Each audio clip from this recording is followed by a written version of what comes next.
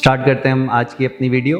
देखिए इस प्रॉब्लम को देखिए, अगर आपने हमारी पिछली दोनों वीडियोस देखी हैं तो वहाँ पर मैंने आपको बताया था कि न्यूमरेटर में साइन नीचे साइन, न्यूमरेटर में साइन नीचे कॉस, तो हम किस तरीके से उसको इंटीग्रेट करते हैं। हमारा अप्रोच यही रहना चाहिए कि हम फॉर्मूला न्यूमरेटर में खोलें और डिनोमिनेटर को कैंसिल आउट कराएं।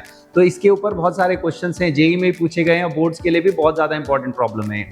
देखिए यहाँ पर न्यूमरेटर में 1 है, प्रॉब्लम ये है कि न्यूमरेटर में 1 है, अब मैं कैंसिल आउट कैसे कराऊं, फॉर्मूला कैसे खोलूं, और डिनोमिनेटर में 2 टर्म है। तो इसकी एक ट्रिक है, इन दोनों एंगल का जो डिफरेंस है, इन दोनों एंगल का जो डिफरेंस है या इनके एंगल का जो सम है वो कांस्टेंट होना चाहिए।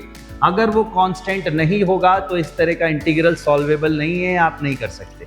ठीक है, इनका जो डिफरेंस है वो कांस्टेंट होना चाहिए या सम कांस्टेंट होना चाहिए। तो चलिए हम करके देखते हैं। x माइनस ए, हमने इन दोनों को सब्ट्रैक्ट किया और जब हमने देखा तो यहाँ पर मुझे मिला b minus A which is a constant.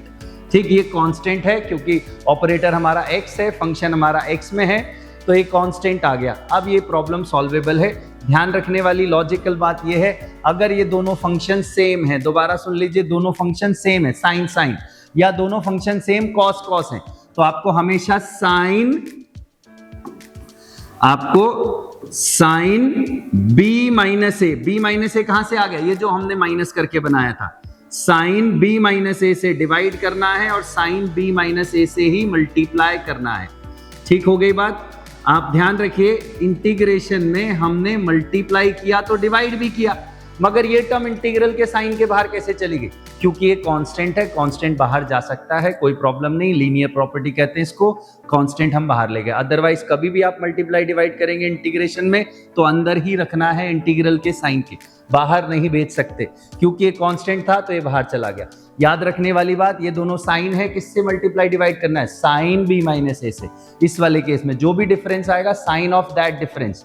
अगर दोनों कॉस होते तो कॉस से नहीं करना, साइन से ही करना है। फिर भी अगर दोनों कॉस हैं तो भी साइन से करना है, सेम होंगे तो साइन से, अपोजिट है तो कॉस से करना। एक साइन एक कॉस होता तो फिर हम कॉस से करते। चलिए फॉर्मूला लगा देते हैं। अब again same approach, formula numerator में ही खुलना चाहिए। तो इस b माइनस ए को वापस मैंने ऐसा ही लिख लिया जहां से हमने इसको बनाया था। b माइनस ए हमने यहां से क्रिएट किया था, इन दोनों एंगल को डिफरेंस की फॉर्म में लिख करके। डिनोमिनेटर अभी हम सेम ही रखेंगे। चलिए न्यूमरेटर में फॉर्मूला हमको खोलना था, बिल्कुल वैसे ही यहाँ पर भी न्यूमरेटर में फॉर्मूला खोल दीजिए। बताइए क्या होगा, साइन ए माइनस बी, साइन ए माइनस बी होगा sign A cos B minus cos A sine B, और डिनोमिनेटर को आप क्या कर दोगे, सेपरेट आउट। ठीक, डिनोमिनेटर इजीली सेपरेट आउट हो जाएगा, दोनों टर्म के साथ आ जाएगा। ठीक है, ध्यान रखने वाली बात क्या है, नीचे अगर फंक्शन सेम है तो साइन से ही मल्टीप्लाई डिवाइड करना है, अगर डिफरेंट है तो कॉस लाना है। तो ये टर्म कैंसिल आउट हुई, यहां पर हमारी ये टर्म कैंसिल हुई। अब आप इजीली इंटीग्रेट कर सकते हैं। कैसे इंटीग्रेट कर सकते हैं, देखिए जरा ध्यान से। ये क्या बन गया, कॉट, कॉट का इंटीग्रेशन आपके पास है, log mod sine x minus B. ये क्या बन गया, अगेन कॉट, कॉट का फिर से log mod sine x minus ए।